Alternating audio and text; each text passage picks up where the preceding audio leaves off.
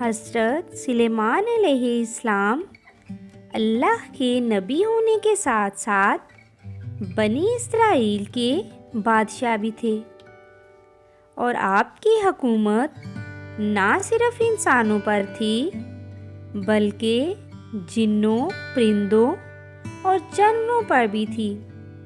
ایک دن ایک پرندہ جس کا نام ہدہد تھا، اس کے ذریعے حضرت سلیمان علیہ السلام کو یمن کی ملکہ سبا کے متعلق اطلاع ملی، جو کہ سورج پرست تھی، یعنی کہ سورج کی پوجا کرتی تھی، اور شیطان نے اسے اور اس کی قوم کو گمراہ کر رکھا تھا۔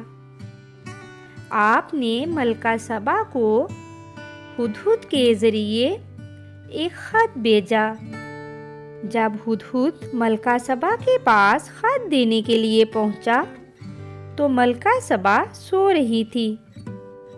گویا ہدہد نے وہ خط ملکہ سبا کی گود میں پھینکا اور چلا گیا۔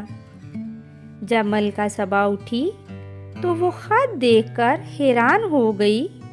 کسی کو پتہ ہی نہ چلا کہ وہ خط کہاں سے آیا تھا، اور وہ خط کچھ اس طرح سے لکھا گیا تھا: یہ خط سلیمان علیہ السلام کی طرف سے ہے اور اللہ کے نام سے شروع کیا جاتا ہے، جو بڑا مہربان اور رحم والا ہے۔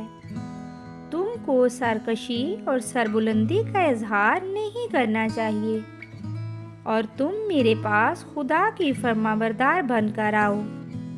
ملکہ سبا نے یہ خط پڑھنے کے بعد اپنے درباریوں کو طلب کیا اور ان سے حضرت سلیمان علیہ السلام کے متعلق دریافت کیا، تو انہوں نے بتایا کہ حضرت سلیمان علیہ السلام بنی اسرائیل کے بادشاہ ہیں، اور اس کے علاوہ وہ اللہ کے نبی ہیں۔ اور پھر اس کے بعد انہوں نے کہا کہ ہم زبردست جنگی قوت اور طاقت کے مالک ہیں، ہمیں سلیمان علیہ السلام سے ڈرنے کی کوئی ضرورت نہیں ہے، اور ہمیں ان کے ساتھ جنگ کی تیاری کرنی چاہیے۔ حضرت سلیمان علیہ السلام نے جس طرح سے ملکہ سبا تک خط پہنچایا تھا، اسے سوچنے پر مجبور کر دیا تھا۔ اسی لیے ملکہ سبا نے جلد بازی میں کوئی فیصلہ نہ لیا اور حضرت سلیمان علیہ السلام کو قاصدین کے ہاتھ تحفے بھجوائے۔ قاصدین کو بھجوانے کا ایک مقصد یہ بھی تھا کہ حضرت سلیمان علیہ السلام کی قوت اور طاقت کا صحیح اندازہ لگایا جائے۔ جب قاصدین حضرت سلیمان علیہ السلام کے پاس پہنچے تو انہوں نے فرمایا کہ تم میری ہدایت کو بالکل غلط سمجھے ہو، میرے حکم کی تعمیل کی جائے اور ان تحائف کو واپس لے جاؤ۔ مجھے تمہارے تحفوں کی ضرورت نہیں ہے۔ اگر میرے پیغام کی تعمیل نہ کی تو میں بہت بڑے لشکر کے ساتھ ملک یمن میں پہنچوں گا اور تم سب کو ملک بدر کر دیا جائے گا۔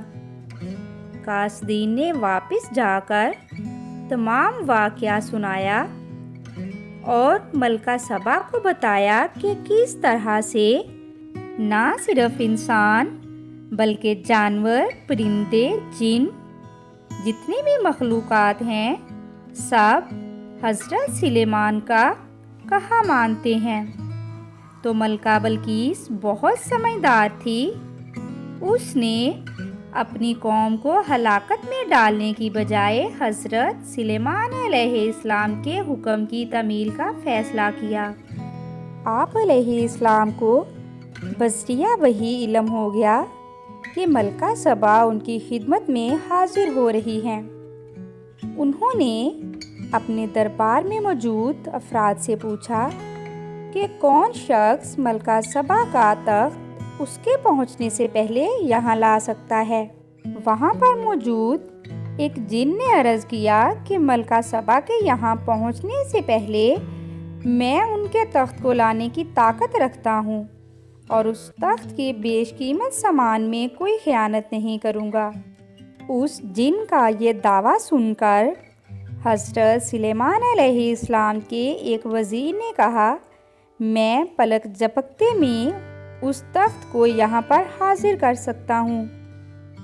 چنانچہ حضرت سلیمان علیہ السلام نے رخ مبارک پھیر کر دیکھا تو ملکہ سبا کے تخت کو موجود پایا، اور پھر حضرت سلیمان علیہ السلام نے فرمایا کہ یہ میرے پروردگار کا فضل ہے کہ وہ مجھے آزماتا ہے، میں اس کا شکر گزار بنتا ہوں یا پھر نافرمان۔ اور حقیقت تو یہ ہے کہ جو شخص اس کا شکر گزار ہوتا ہے وہ دراصل اپنی ہی ذات کو نفع پہنچاتا ہے، اور جو نافرمانی کرتا ہے تو خدا اس کی نافرمانی سے بے پرواہ ہے، اور اس کا وبال خود نافرمانی کرنے والے پر پڑتا ہے۔ اللہ تعالیٰ کا شکر ادا کرنے کے بعد آپ نے فرمایا کہ دیکھنا چاہتا ہوں کہ ملکہ سبا دیکھ کر حقیقت کی طرف مائل ہوتی ہیں یا نہیں۔ کچھ عرصہ کے بعد ملکہ سبا آپ کی خدمت میں پہنچ گئی۔ جب ملکہ دربار میں حاضر ہوئی تو اس کو اس کا تخت دکھایا گیا۔ اس نے کہا کہ یہ میرے تخت کے جیسا ہی ہے۔ ملکہ نے کہا کہ مجھے آپ کی قوت اور طاقت کا پہلے سے ہی علم ہو چکا ہے، اسی لیے آپ کی فرما بردار ہو کر آپ کی خدمت میں حاضر ہوئی ہوں۔ اب تک ملکہ نے آپ علیہ السلام کی فرما برداری کا اظہار تو کر دیا تھا، جبکہ آپ علیہ السلام کا مقصد اس کو اللہ کا فرما بردار بنانا تھا۔ لہٰذا آپ علیہ السلام نے جنوں کی مدد سے ایک شاندار شیش محل تعمیر کرایا، جو کہ اپنی چمک دمک اور سجاوٹ میں بہت ہی اعلیٰ اور شاندار تھا، اور اس کے اندر ایک حوض تھا اور حوض کے ساتھ چمکیلا فرش تھا۔ ایسے دکھائی دیتا تھا کہ فرش پر پانی بہہ رہا ہے۔ ملکہ سبا سے کہا گیا کہ وہ قصر شاہی میں قیام کریں۔ ملکہ کو اس کے لیے صحن سے گزرنا پڑا۔ وہاں سے گزرتے ہوئے ملکہ نے خیال کیا کہ صحن میں پانی ہے۔ اس نے اپنا لباس پنڈلی تک اٹھایا کہ پانی میں بھیگ نہ جائے، تو اس کو بتایا گیا کہ اس میں پانی نہیں ہے بلکہ یہ حوض کا عکس ہے۔ ایسی کئی چیزوں سے اس کو احساس دلایا گیا کہ یہ چیزیں اصل میں حضرت سلیمان علیہ السلام کو کسی اور ہستی کی طرف سے عطا کی گئی ہیں، اور حضرت سلیمان علیہ السلام اس ہستی کو پہچانتے ہیں، تسلیم کرتے ہیں اور دوسروں کو بھی اس کی دعوت دیتے ہیں۔ اس بات کا خیال آتے ہی ملکہ بہت زیادہ شرمسار ہوئی اور اللہ تعالیٰ پر ایمان لے آئی۔ اسلام قبول کر لینے کے بعد حضرت سلیمان علیہ السلام نے اس سے نکاح کر لیا، اور بعد میں اس کو اس کے ملک جانے اور حکومت کرنے کی اجازت عطا کی، اور بعد میں ان سے وقتاً فوقتاً ملاقات فرماتے رہے۔